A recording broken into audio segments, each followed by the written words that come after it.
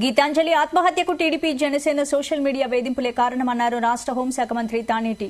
వేధింపులకు కారణమైన వారు ఎంతటి వారైనా వదిలిపెట్టేది లేదని ఆమె హెచ్చరించారు. నిందితులను గుర్తించి కఠినంగా చర్యలు తీసుకుంటామన్నారు. గీతాంజలి రాజకీయంగా ఏమీ మాట్లాడకపోయినా ఎందుకు వేధింపులకు గురి చేశారన్నారు. జగన్ ప్రభుత్వంలో మంచి జరిగిందని చెప్పడమే తప్ప అని ఆమె ప్రశ్నించారు. గీతాంజలి అనే ఒక మహిళ ఏ విధంగా ఆత్మహత్య చేసుకున్నారో కారణాలు ఏంటో ఇప్పటికే మనందరికీ తెలుసు. ఆవిడ ముందు రోజు ఆత్మహత్య చేసుకోవడానికి ముందు రోజు అక్కడ ఎమ్మెల్యే గారు ఏర్పాటు చేసిన ప్రోగ్రాంలో అటెండ్ అయ్యి ఆవిడ రిజిస్టర్ అయిన పట్టాన్ని తీసుకుని మీడియాకు మన ఎవరికో వీడియో ఒకటి బయటకు వచ్చింది. ఏమని ఆవిడ చాలా సంతోషంగా నాకు జగనన్న వల్ల జగనన్న ప్రభుత్వంలో మంచి జరిగింది, నాకు సొంత ఇల్లు అనేది వచ్చింది, నా బిడ్డలను చదివించుకోవడానికి అమ్మఒడి ఇచ్చారు అని ఆ అమ్మాయి చెప్పింది. ఆ అమ్మాయి చెప్పింది ఏంటి?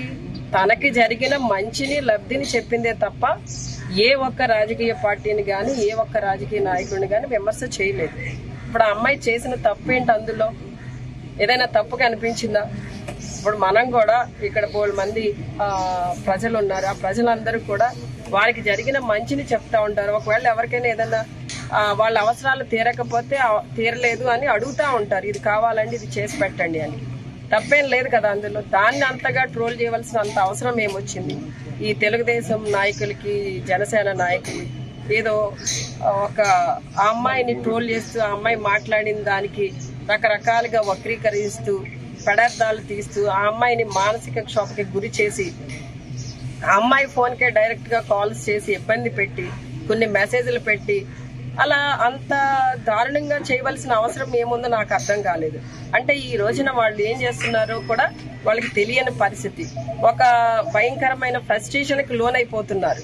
అంటే రేపు రాబోయే ఎన్నికల్లో ఎక్కడ వాళ్ళు పరాజయం పాలవుతారనే భయంతో వాళ్ళు ఈ రోజున ఆఖరికి సామాన్య మహిళని కూడా వదిలిపెట్టకుండా ఈ రోజున ఆ అమ్మాయి మీద ఈ విధంగా దాడి చేయడం, ఆ అమ్మాయిని మానసికంగా ఇబ్బంది పెట్టడం అనేది చాలా దారుణాతి దారుణం. గీతాంజలి అనే ఒక మహిళ